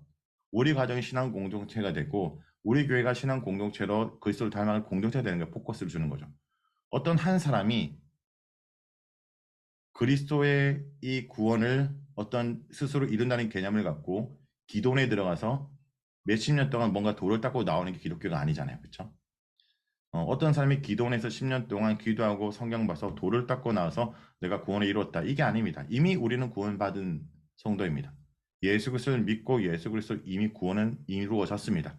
그러면 구원이 이루어진 그 하나님 백성이 이미 되었다면 그 하나님 백성이 모여서 하나님을 보여주는 공동체로 살아가고 그 땅 가운데 구원의 증거가 되라는 의미로 이 본문은 얘기하고 있다는 거죠. 하나님의 자녀의 모습은 무엇인가? 자, 나의 사랑하는 자들아. 근데 여기서 항상 두렵고 떨림으로 라는 것은 그러니까 결국 뭡니까? 우리가 구원을 항상 복종하여 구원을 이루라는 것은 날마다 계속해서 살아있는 신앙 공동체 교회 모습으로 구원을 이루어가라 라는 뜻입니다. 자, 그러면 살아있는 교회는 뭘까요? 여러분이 섬기는 그 교회가 살아있는 교회가 되길 축원합니다. 그러면 살아있는 교회는 오늘도 구원이 일어나는 교회. 권능의 말씀으로 성도들이 죄에서 떠나고 불안이 떠나고 욕심이 떠나는 것. 거짓된 망상이 떠나는 역사가 일어나고 그런 것이 살아있는 교회의 모습이죠. 미움이 떠나는 것. 분열이 떠나고 시기가 떠나고 그렇게 사는 것이 살아있는 교회입니다. 갈등이 치유되고 용서가 일어나고 있는 교회가 살아계신 하나님 믿는 살아있는 교회다. 그런 공동체를 우리가 세워가야 된다라는 것이 구원을 이루라라는 얘기입니다. 그러기 위해서 권면하는 게 뭡니까? 생명의 말씀을 밝혀 그 말씀을 통해서 우리가 나아가야 된다 얘기를 하고 있죠. 이 본문을 보다 보면 매일 성경 앞에 있는 구절이 떠오릅니다. 주의 말씀이 내 발의 등이요 내 길의 빛이다. 여러분 말씀에 관련 이 본문을 보면 이 세상이 어둠이란 걸 전제하고 있어요. 어두운 이 세상 가운데 말씀이 빛이다. 어둠을 이기는 건 힘이 아닙니다. 예수 믿는 사람이 힘이 없어서 세상에 이런 것이 아니라 어둠 가운데 힘은 사람을 다치게 합니다. 어둠 가운데 필요한 것은 진리의 빛입니다. 그 빛이 있으면 힘이 없더라도 주변 사람들은 다치지 않고 질서가 있고 체험이 있게 되는 거죠. 그러므로 생명의 빛을 밝혀 우리가 온전한 공동체로 나아갈 것을 얘기하면서 말씀을 함께 묵상하고 나아가는 것이 얼마나 중요하냐는 걸 설명하고 또 그런 공동체의 모습에서 그런 섬기는 자의 모습으로 누굴 얘기합니까? 이런 하나님의 자녀의 모습으로 디모데와 에바브리를 소개하고 있습니다. 생각해 보세요. 이들을 이런 모델로 세우고 있지만 또 이들을 그 공동체에 소개해주고 있죠. 그리고 이들과 신앙 공동체 이루도록 하고도 있습니다. 섬김의 모델, 그러면 자녀의 모델로서 디도와 에바브리도를 지금 소개하고 있죠. 먼저 디모데는 어떤 인물입니까? 사도 바울의 제자로 이 빌립보서를 향한 편지를 가지고 전하는, 그래서 이 주를 위해서 수고하는 디모데를, 이 편지를 가지고 온 디모데를 너희가 잘 받아주고 격려하고 대접해줘라. 그리고 또 한 가지 당부가 누굽니까? 에바브리도입니다. 에바브리도는 자 설명드리겠습니다. 빌보 교회는 로마 감옥에 있는 바울을 도우려고 헌금과 에바브리도를 보냈습니다. 에바브리도는 헌금을 전달하고 바울을 돕다가 병에 걸리게 되었고 이 소식이 빌보 교회에 알려졌습니다. 그러자 에바브리도의 일 처리에 관련해서 지도자들 사이에 서로 다른 입장, 아마 이것이 유오디게와 순두계의 갈등이 이것이 아니었냐라고 신학자들이 좀 생각합니다. 그런 갈등 소식에 에바브리도는 더욱 근심했고 바울은 이 문제를 해결하라고 에바브리도를 교회로 돌려보냈고 디모데를 또 보내 갈등 문제를 치우려고 합니다. 그러니까 사도 바울을 도우려고 했다가 이 에바브리도 건을 통해서 서로 의견이 나누기도 하고, 그러니까 이 에바브리도를 너희가 너무 나무라지 말고 받아주고 이 공동체의 문제를 봉합할 것을 얘기하면서 뭡니까? 이 본문 자체가 그리스도의 마음 품고 서로 하나 되라 라고 얘기하면서 이들을 보내고 격려하고 있다는 거죠. 자, 그렇다면 이 장을 읽으면서 우리가 생각할 수 있는 것이 정말 예수 그리스도를 마음에 품고 그리스도가 중심에 된 삶은 자신보다 형제 자매를 먼저 생각하는 사람이라는 겁니다. 사도 바울은 지금 감옥 안에 매여 있고 자신의 처지가 코가 석자인데 지금 감옥 밖에 있는 빌립보 교회를 걱정하고 있고 막상 자기를 도우러 왔던 에바브리도가 아픈 걸 보고 그가 또 돌아갔을 때 겪게 되는 여러 민망함과 어려움을 염려해서 뭡니까? 그들을 먼저 생각하고 있죠. 이것이 그리스도의 마음이다라는 겁니다. 남의 형편을 헤아리고 그를 위해 내려놓을 때 누리는 기쁨. 그래서 제가 아까 얘기했죠. 빌립보서 읽으면서 그냥 심플하게 저는 너 때문에 산다. 예. 이렇게 너 때문에 그리스도 때문에 그리고 그리스도의 사람들 때문에 우리가 사는 것이고 그렇기에 우리가 애고가 가득한 세상 가운데 누군가의 형편과 그를 위해서 내려놓는 그 기쁨을 누려야 된다. 그런 의미에서 제가 이 시 하나가 떠올랐습니다. 이 시는 정호성 씨의 슬픔이 기쁨에게라는 시인데요. 이 시는 저희 때는 이 시를 읽지 않은 것 같은데 요즘은 고등학생들이 언어 영역 칠 때 이 시를 꼭 보더라고요. 이 시는 슬픔이 납니다. 나는 슬픔이고요. 너가 기쁨입니다. 그러니까 시는 뭐냐면 슬픔이 기쁨에게 너도 슬픔을 좀 알았으면 좋겠어 라는 시거든요. 근데 여기서 기쁨이란 존재가 너이고 왜 기쁨에게 슬픔을 알기 원하냐? 이 기쁨이 어떤 기쁨이냐 이런 거예요. 겨울밤 거리에서 귤 몇 개 넣고 살아온 추위에 떨군 할머니에게 귤값을 깎으면서 기뻐하는 너를 위해서. 뭡니까? 이기적인 기쁨을 누리고 있는 너에게 저 사람의 아픔과 어려움을 공감했으면 좋겠어 라는 거죠. 근데 이 시를 읽다 보면 뭐가 떠오릅니까? 욥기가 떠오르지 않으세요? 욥기가? 그렇죠. 욥기에서는 뭡니까? 욥의 친구들이 이 욥의 슬픔을 알기보다는 뭐죠? 나는 여기 이런 해당되지 않았던 나는 욥처럼 심판받지 않았던 그것을 생각하고 있는 그들에게 뭡니까? 이 슬픔을 알았으면 좋겠어 라고 얘기하죠. 사랑보다 소중한 슬픔, 슬픔의 평정한 얼굴, 그리고 그것을 알기 기다림을 주겠다. 슬픔의 힘, 뭡니까? 결국 빌립보서에 말하는 이 기쁨도 세상 사람들이 추구하는 기쁨이 아니라 누군가의 아픔과 어려움을 공감하는 것을 기쁨을 누리는 자가 그리스도이다라는 거죠. 자, 그러므로 그리스도를 살아간다는 것은 고통스러운 일입니다. 솔직히. 왜 그러냐? 내가 십자가 의미를 파악하기 어려워서 고통스러운 것이 아니라 내 이웃에게 십자가 참 의미 있어지려면 내가 십자가를 져야 하기 때문에 고통스러운 거죠. 그러나 우리는 이미 그리스도 통해서 그 고통을 기쁨으로 누릴 수 있는 자가 되었습니다. 그래서 공감과 통감으로 참된 기쁨을 누리는 삶이 그리스도이다라는 거죠. 생각해 보세요. 이런 자매가 있었습니다. 남편을 복음을 증거하고 싶지만 남편에게 아무리 복음을 잘 설명하고 예수 그리스도를 전해도 믿지 않는 거예요. 근데 그 자매가 깨달았습니다. 뭘 깨닫냐? 아, 내가 남편에게 예수님을 논리적으로 성경을 내용을 잘 정리한 것이 아니라 내가 이 사람에게 그리스도의 사랑을 품고 그리스도를 보여줘야겠다. 그러니까 내가 이 사람 위해서 이 사람을 받아주고 남편을 섬기고 남편을 위해서 뭡니까 참아주고 때로는 비우고 내려줘야겠다. 그 모습을 통해 남편이 왜 아내가 이전처럼 굴지 않고 왜 이 아내가 이런 나를 끝까지 인내하는지를 깨닫고 복음을 들었다는 간증을 들은 적이 있습니다. 마찬가지인 것 같아요. 우리가 그냥 누군가를 잘 전도하고 잘 인도해서 순간적으로 예수를 영접하는 것도 중요하겠지만 뭡니까? 결국 그에게 그리스도가 참 기쁨을 알기 위해서는 그 사람의 아픔과 어려움을 공감하고 공감과 통감 뭐냐면 공감은 그 사람 마음을 아는 것이고 통감은 아픔을 같이 느끼는 거죠. 자, 그것이 바로 그리스도의 모습이다라는 겁니다. 자, 근데 이렇게 사는 그리스도의 어떤 누리는 기쁨을 방해하는 것들이 있기 때문에 사도 바울은 이제 3장에서 바른 믿음 중에 기뻐해야 된다는 얘기를 합니다. 그러니까 빌립보 교회에 또 다른 어려움이 있어요. 어떤 거냐? 첫 번째, 신학적 어려움. 이런 그들의 믿음을 온전히 붙들고 사는 것을 흔들려는 유대주의자들의 신학적인 측면에서 어려움이 있었고요. 또 그런 그들을 외형적으로 어렵게 만들고 아까 얘기했죠. 유대주의자들이 그들의 어떤 신앙을 흔들고 또 그들의 신앙을 믿고 사는 그들을 통해서 뭐죠? 어떤 그들의 공동체의 형성과 싫어해서 로마 황제에게 그들의 핍박하도록 부추기는 모습이 있었다는 겁니다.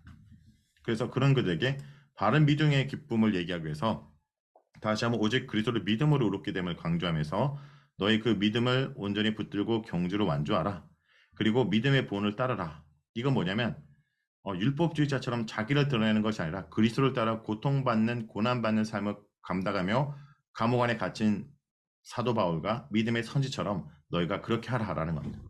그리고 또 하늘나라 시민답게 하라. 아까 얘기했죠. 복음에 합당하게 생각하는 것이 우리의 시민권은 하늘에 있는지라라는 이 3장 20절의 말씀을 통해서 하늘 시민답게 달라라고 얘기를 합니다. 저희 3장 부분 우리 정희 자매님이 좀 읽어주실까요? 끝으로 나의 형제들아 주 안에서 기뻐하라. 너희에게 같은 말을 쓰는 것이 내게는 수고로움이 없고 너희에게는 안전하니라. 개들을 삼가고 행악하는 자들을 삼가고 몸을 상해하는 일을 삼가라. 하나님의 성령으로 봉사하며 그리스도 예수로 자랑하고 육체를 신뢰하지 아니하는 우리가 곧 할례파라. 그러나 나도 육체를 신뢰할 만하며 만일 누구든지 다른 이가 육체를 신뢰할 것이 있는 줄로 생각하면 나는 더욱 그러하리니 나는 8일 만에 할례를 받고 이스라엘 족속이요 베냐민 지파요 히브리인 중에 히브리인이요 율법으로는 바리새인이요 열심으로는 교회를 박해하고 율법의 의로는 흠이 없는 자라. 그러므로 무엇이든지 내게 유익하던 것을 내가 그리스도를 위하여 다 해로 여길 뿐더러 또한 모든 것을 해로 여김은 내 주 그리스도 예수를 아는 지식이 가장 고상하기 때문이라. 내가 그를 위하여 모든 것을 잃어버리고 배설물로 여김은 그리스도를 얻고 그 안에서 발견되려 함이니 내가 가진 의는 율법에서 난 것이 아니요 오직 그리스도를 믿음으로 말미암은 것이니 곧 믿음으로 하나님께로부터 난 의라. 내가 그리스도와 그 부활의 권능과 그 고난에 참여함을 알고자 하여 그의 죽으심을 본받아 어떻게 해서든지 죽은 자 가운데서 부활에 이르려 하노니 내가 이미 얻었다 함도 아니요 온전히 이루었다 함도 아니라 오직 내가 그리스도 예수께 잡힌 바 된 그것을 잡으려고 달려가노라. 형제들아 나는 아직 내가 잡은 줄로 여기지 아니하고 오직 한 일 즉 뒤에 있는 것은 잊어버리고 앞에 있는 것을 잡으려고 표대를 향하여 그리스도 예수 안에서 하나님이 위에서 부르신 부름의 상을 위하여 달려가노라. 그러므로 누구든지 우리 온전히 이룬 자들을 이렇게 생각할지니 만약 어떤 일에 너희가 달리 생각하면 하나님이 이것도 너희에게 나타내시니라. 오직 우리가 어디까지 이르렀든지 그대로 행할 것이라. 형제들아 너희는 함께 나를 본받으라. 그리고 너희가 우리를 본받은 것처럼 그와 같이 행하는 자들을 눈여겨보라. 내가 여러 번 너희에게 말하였거니와 이제도 눈물을 흘리며 말하노니 여러 사람들이 그리스도의 십자가의 원수로 행하느니라. 그들의 마침은 멸망이요 그들의 신은 배요 그 영광은 그들의 부끄러움에 있고 땅의 일을 생각하는 자라. 그러나 우리의 시민권은 하늘에 있는지라 거기로부터 구원하는 자 곧 주 예수 그리스도를 기다리노니 그는 만물을 자기에게 복종하게 하실 수 있는 자의 역사로 우리의 낮은 몸을 자기의 영광의 몸의 형태와 같이 변하게 하시리라. 아멘. 네. 여기 아멘. 보면요. 이제 1번. 사도 바울이 반복해서 강조하는 말은 뭡니까? 자, 또 기뻐하라 얘기합니다. 근데 여기선 주 안에서 기뻐하라라고 얘기하죠. 자, 지금 그들의 신앙을 흔드는 그들에게 주 안에 기뻐하라. 주 안에 기뻐하는 것이 아까 얘기했습니다. 너에게 안전하다라는 거죠. 오히려 세상은 뭡니까? 로마 제국에 편승하고 오히려 로마 제국의 등에 업고 공작 유대주의들을 염두에 두면서 예수께서 온전히 붙들라라고 말하는 겁니다. 믿음을 붙들고 그리스도 안에서 기뻐하라. 로마 제국이 주는 평화와 안전에 안주하려고 그리스도를 포기하는 것은 오히려 안전하지 않다. 오히려 그리스도를 붙드는 것이 안전하다. 왜요? 로마 제국이 주는 평화는 다른 게 아닙니다. 팍스 로마나 힘과 무력에 의한 평화. 이것은 우리를 지킬 수 없다라는 거죠. 오히려 그리스도를 붙들고 고난에 동참하는 것이 위험해 보여도 그것이 우리에게 안전하다라는 겁니다. 그리고 사도 바울이 이제 이 로마 제국의 편승에서 그들을 위협하는 뒤 배경에 있는 누굽니까? 유대주의자들. 그들을 뭐라 얘기하냐? 개들 행악자들이라고 얘기하죠. 개들 삼가고 행악자들을 삼가고 몸의 상의를 삼가라. 자, 그들이 신학적으로 또 그들을 어떻게 어렵게 했냐? 율법주의자들이 뭡니까? 예수 그리스도를 믿음을 구원을 받는 것이 아니라 우리가 어떤 의와 행함을 더 해야 된다. 할례를 받아야 된다. 그 당시 그들을 흔들었던 메시지는 뭐냐면요. 그러니까 신약성 같은 초대교회에서 그들을 힘들게 했던 이단들의 가르침 대부분 이겁니다. 너희가 이방인들입니다. 이방인들에게 너희가 예수 그리스도를 믿어서 하나님 자녀가 되었지. 그러면 하나님 백성이 더욱 되는 방법이 있는데 너가 이왕 예수 그리스도를 믿은 김에 할례도 받자. 그리고 음식 정결도 다 지키자.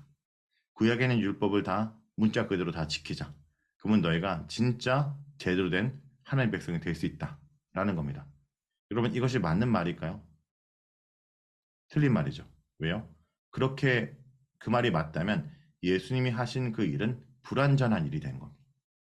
예수님이 우리 위해서 십자가 돌아가신 사건이 불완전하기 때문에 내가 거기다가 율법과 어떤 행동을 더해서 내가 온전해 가야 된다라고 만드는 거죠. 자, 그래서 이런 것을 가르치는 자들은 뭡니까? 개들, 행악자들이라 얘기를 합니다. 근데 참 재밌는 표현은 뭐냐면 이전에 유대인들이 이방인들에게 개들이라고 불렀는데 사도바는 오히려 이런 유대인들에게 이방인 출신 성도들을 통해서 그들을 향해 개들, 행악자라고 거꾸로 쓰고 있죠. 그러니까 할례를 주장하는 그들 유대인들을 이렇게 표현하고 있습니다. 그리고 할례를 받아야 너희가 그리스도를 믿은 김에 할례까지 받으면 아브라함 자손이 되고 하는 백성이 온전히 될 수 있지 않냐? 이런 할례를 주장하는 유대주의자들에게 주눅들 수 있겠죠. 사실 그런 게 있어요. 이 이방인 출신들은 우리가 아브라함 조상이 아니고 나름대로 우리는 하나님의 백성의 외인이었다고 생각했던 그들에게 예수를 믿어 그리스도인이 됐다는 것이 은혜지만 뭔가 우리가 이전에 속하지 않았다는 것에 대한 컴플렉스, 주눅든 그들에게 이참에 너희가 할례까지 받자라는 것은 뭡니까? 할례를 받는다는 것이 아브라함 통해서 언약 백성을 상징하는 구약의 얘기죠. 그런데 그것은 동의한다면 내가 그리스도의 사역에 뭔가 내가 더해야 된다는 겁니다. 오히려 그런 것들은 자랑이 아니라 배설물이다. 오히려 그리스도를 아는 게, 그리스도를 믿는 게 참된 가치이다라는 거죠. 그리고 그런 유대주의자들이 할례를 유독 강조했던 이유가 뭐냐? 이것을 읽어봐야 되는데 잘 읽어볼게요. 잘 들어보세요. 왜 그들이 할례를 강조했을까라는 것을 갈라디아에서 정확하게 진단합니다. 무릇 육체의 모양을 내려 하는 자들이 억지로 너에게 할례를 받게 하면 그들이 그리스도의 십자가로 말미암아 박해를 면할 뿐이다. 할례를 받는 그들이라도 스스로 율법을 지키지 아니하고 너에게 할례를 받게 하는 것은 그들이 너의 육체로 자랑함이라. 무슨 얘기냐? 그들이 할례를 받도록 하는 것은 그들 스스로 그리스도와 함께 십자가를 지고 그리스도를 따르는 삶을 살지 않기 위한 거다라는 거예요. 자, 이게 무슨 말인지 설명드려 볼게요. 자, 할례는 뭡니까? 내 몸에 피를 내고 생채기를 내고 종교적 의식을 하는 거예요. 자, 며칠 동안 힘들겠죠. 근데 여러분 뭐가 힘들까요? 며칠 동안 할례를 받고 따끔하게 아픈 게 힘듭니까? 아니면 평생 십자가를 지고 그리스도와 함께 살아가는 게 힘듭니까? 한번 따끔하게 할례 받는 게 더 훨씬 더 우리에게는 유익하죠. 그렇죠? 유익하다? 더 편하지 않습니까? 며칠 힘들고 나으면 평생 하나님 자녀가 된다는데 평생 언약 백성이 된다는데 그러니까 그들이 할례를 강조했던 거 뭐냐면 날마다 그리스도를 따라 십자가를 지고 복음에 합당한 생활을 사는 것보다 종교적 의식과 행위 몇 가지만 하면 그냥 끝나는 거예요. 결국 그들은 뭡니까? 십자가를 지고 그리스도 따르는 삶, 이것은 뭐냐? 스티그마예요. 그래서 갈라디아서는 우리가 종교적인 사인을 행하고 스티그마의 삶을 포기한다라는 것을 얘기한다 볼 수 있다라는 겁니다. 그러므로 할례를 우리가 행하고 잠시만요. 우리 아이들이 또 싸우고 있는데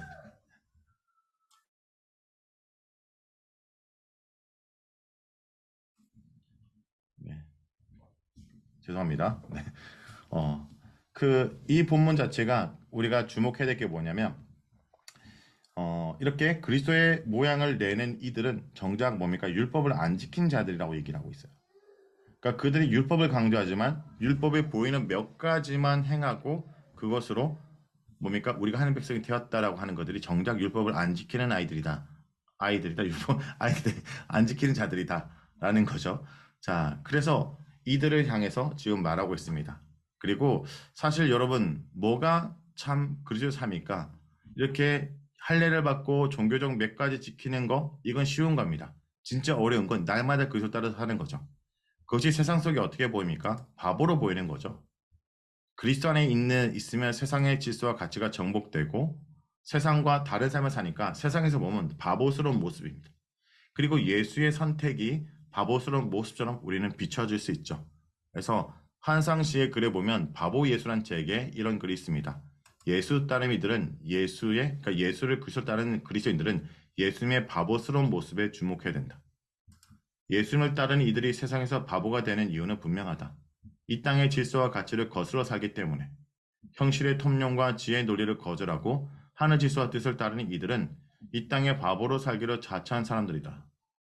바울은 모두가 당연하다 여기는 것들을 전복하며 그 바보의 대열 앞에 당당히 선다. 그러나 바보로 살기를 자처하는 그리스도인은 그리스도 통해 이 땅의 질서가 조금씩 균열을 내며 무너진다. 결국 뭡니까? 우리가 이 땅과 다른 방식으로 사는 자들이다라는 것을 얘기하고 또 그것이 우리 인생의 결과가 정복됐기 때문에 세상과 다른 반전의 선택을 한다라는 거죠. 로마서도 복음을 듣는 우리는 두나 컨폼, 세상의 틀을 따지 말고 트랜스폼, 다른 양식으로 살아야 된다라는 걸 얘기한다라는 겁니다.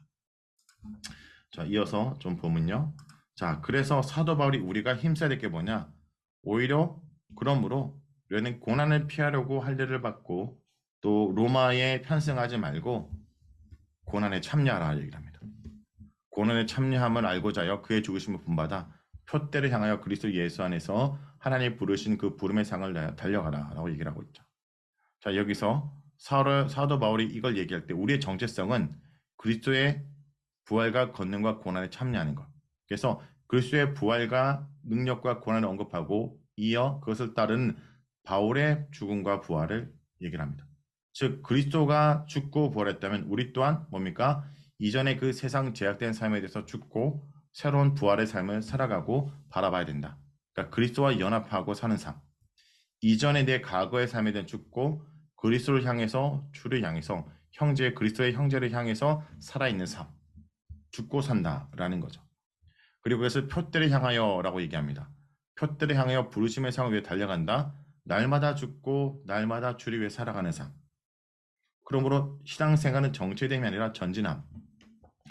그러므로 날마다 그리스도와 동행하기 힘쓰므로 그를 닮아가는 것이고요. 깨어있는 삶은 날마다 깨어지는 거다라는 거죠. 제가 묵상을 하면서 최근에 이런 고백을 좀 했습니다. 묵상을 하고 그리스도로 살아가면 흔들림이 없어지는 것이 아니라 흔들리는 거다. 왜 흔들리는 거냐? 날마다 내가 깨어져야 하니까. 내가 생각과 내 가치관이 깨어지고 또 내 시선이 깨어져야 그리스도를 향한 시선이 확보되고 그리스도의 형상이 우리가 만들어질 수 있기 때문에 날마다 우리는 묵상을 통해 깨어지고 또 흔들리고 다시 말씀으로 다시 재생성되는 것이 우리가 날마다 우리가 그리스도를 닮아가는 삶이다라는 거죠. 그런 의미에서 사도 바울은요.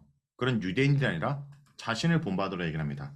이 자신을 본받으란 말은 뭐냐면 이 교만한 말을 하는 것이 아니라 나를 내세우려고 율법을 말하는 유대주의자를 따르지 말고 그리스도를 드러내고 그와 함께 고난에 동참하는 자들, 자신을 위한 그런 자들을 따라가라. 그리스도를 쫓아가라 라는 뜻이고요.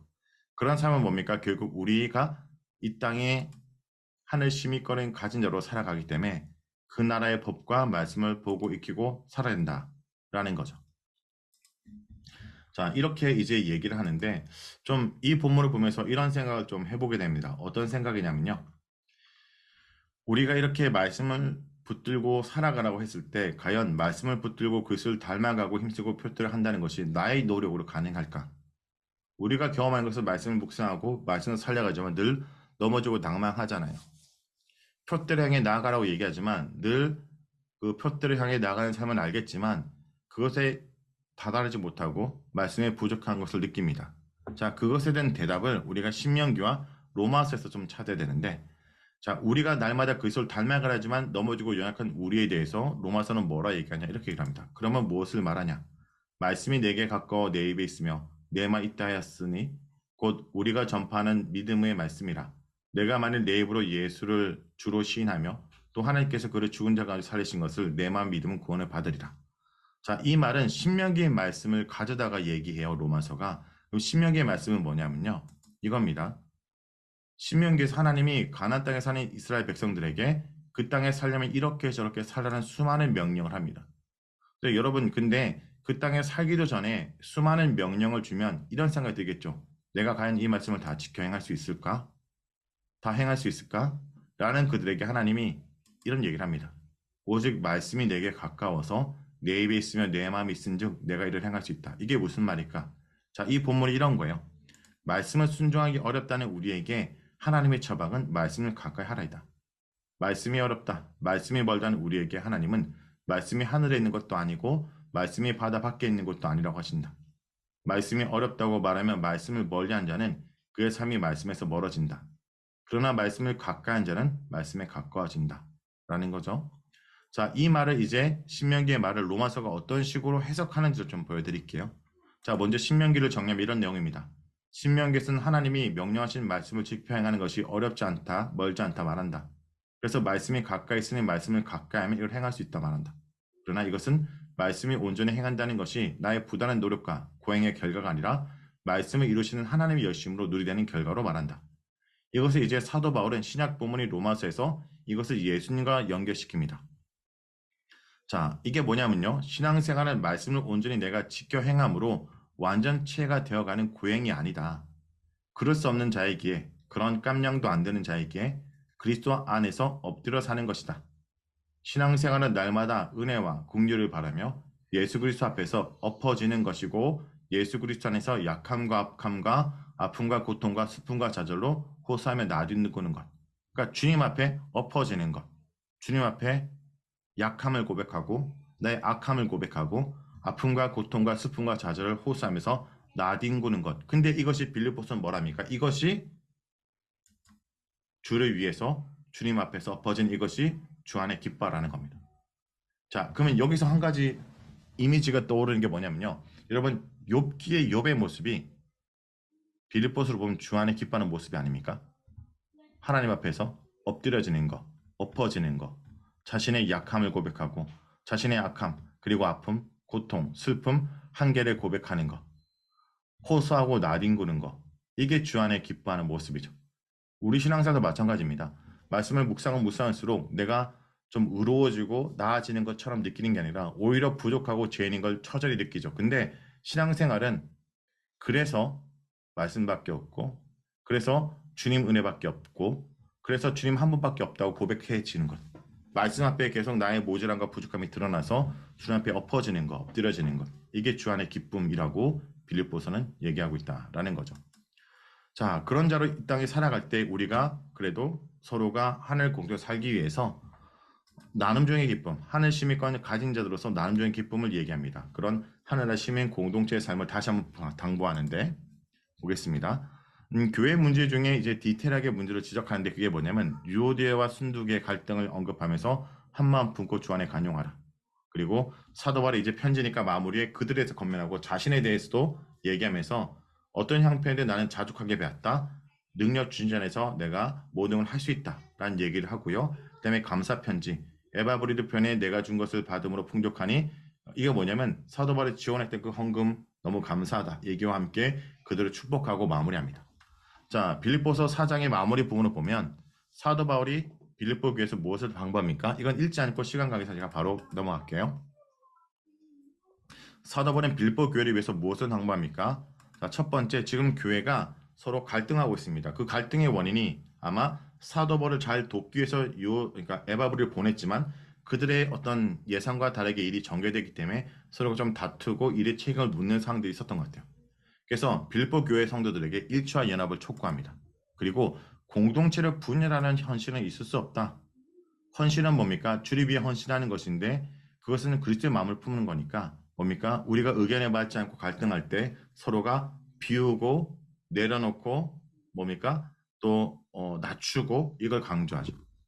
그리고 유오디아 순두계가 빌립보 교회 신실한 여지도자입니다. 그런데 갈등을 겪게 되죠. 갈등의 이유는 다른 게 아니라 누가 악해서가 아니라 뭡니까? 어떤 의견과 대립과 또 관점이 다를 수 있습니다. 그래서 아마 에바브리도권에 관해서 다툼이 있지 않았을까라고 유추하고 있고 그런 다툼이 있는 교회의 빌립보서는 뭡니까? 주 안에 기뻐하라는 키워드로 쭉 얘기해서 서로가 주 안에 기뻐하는 것은 이런 문제를 뭡니까? 헌신하고 그리고 이런 문제를 하나하면서 해결해야 된다라는 거죠. 자, 그리고 이런 갈등이 있을 때 당사자의 문제로 방치하지 말고 공동체 한만 품고 해결해야 된다라고 얘기를 합니다. 그래서 사도 바울이 또 뭘 얘기하냐? 자, 이번에는 주 안에서 항상 기뻐라고 얘기합니다. 아까는 주 안에 기뻐라는 말에서 끝나지 않고 항상, 그러니까 외부적 핍박과 유혹을 걱정하지 말고 항상 기뻐하라. 이건 교회가 굳게 서기 위해서 하는 말입니다. 간용을 베풀라. 내부적 분쟁과 다툼에 흔들리지 말고 간대하게 용납하라. 그리고 참되며 경건하며 정결하며 사랑을 받고 칭찬할 만한 미덕에 관해서 생각하고 행하라 라고 얘기하죠. 그리고 이런 권면을 한 다음에 사도 바울 자신에 대해서 자신은 자족하기를 배웠다라고 얘기합니다. 그리고 너무나 유명한 말이 나오죠. 내게 능력 준 자 안에서 내가 모든 걸 할 수 있다. 이런 말이 뭘까요? 내가 감옥에 있는 사람이 내게 능력 준 안에서 모든 걸 할 수 있다는 것은 자기 체면이나 뭐 정신승리나 자기 가시가 아니라 어떤 상황 속에도 자족하는 마음. 그러니까 이 상황 속에서도 뭐죠? 능력 주신 주님으로 주를 위한 일을 할 수 있다는 겁니다. 다시 한번요. 강조하는 것은 어떤 능력이나 바뀐 환경이 아니라 모든 상황 속에 바울과 함께 하시는 하나님을 붙드는 거다라는 거죠. 그러므로 우리가 이 성경 구절을 착각하면 안 되는 것이 빌립보서 전체의 문맥에서 볼게요. 내게 능력 준 자에서 내가 모든 걸 할 수 있다는 것은 주님이 능력을 주시면 모든 일도 가능하다라는 것이 아니라 주님이 주신 능력으로 내가 원하는 모든 것을 할 수 있다는 말이 아니라 나의 환경과 조건에 상관없이 주님이 능력을 주시면 주님을 위한 일을, 주님이 원하시는 일을 할 수 있다는 겁니다. 내가 비록 감옥 안에 있지만 이곳에도 능력 주신 주님 때문에 주를 위한 일을 감당할 수 있다. 이것을 저는 이렇게 표현하고 싶어요. 이곳에서도 나는 주님의 기쁨이 될 수 있고 주님의 기쁨으로 살 수 있다. 그러니까 감옥 안에 있는 사도 바울이 감옥 밖에 있는 성도들을 뭡니까? 위해서 기도하고 감사하고 편지를 쓰고 있죠. 감옥 안에서도 내가 주를 위해서 기쁨이 되는 일이 무엇인지를 선택하고 있는 겁니다. 이것이 능력 준 자 안에서 내가 감옥 안에서도 주님의 기쁨이 되겠다라고 말하는 것이죠. 제가 뭐 이런 얘기를 했죠. 금요일마다 만나는 형제가 있는데 이 형제는 등록금을 벌기 위해서 알바를 1년 동안 지금 하고 있습니다. 이 형제와 이제 모임이 끝나가는데 이 형제는 지방에서 올라왔고 등록금이 없어서 강남역에서 11시에 고깃집 알바를 합니다. 근데 이렇게 1년 동안 휴학을 하고 등록금을 버는데 남들은 어떻게 생각합니까? 돈이 없어서 휴학하고 돈을 버는 시기로 생각하지만 이 형제는 환경이 그럴지라도 이 기간 주님과 동행하는 연습을 하는 시간을 갖겠다고 결정합니다.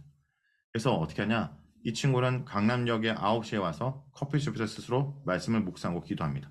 나름대로 이 친구 나름대로 새벽 재단을 쌓는 거죠. 그래서 금요일날 이 친구가 자신이 묵상을 잘하고 이제 만나달라고 해서 제가 만나서 이 친구와 묵상 나눔을 늘 합니다. 자, 남들은 보면 이 시간이 어떤 시간입니까? 그냥 돈을 벌기 위한 시간이지만 이 친구는 결정하죠. 이런 환경 속에서 뭡니까? 내가 주님의 기쁨이 되는 시간. 그러니까 이 친구에게 1년은 돈이 없어 휴학하는 시간이 아니라 주님과 특별하게 동행하는 시간으로 이 시간을 보내고 있다는 거죠. 제가 또 만난 어떤 사람은 이런 고백을 했습니다.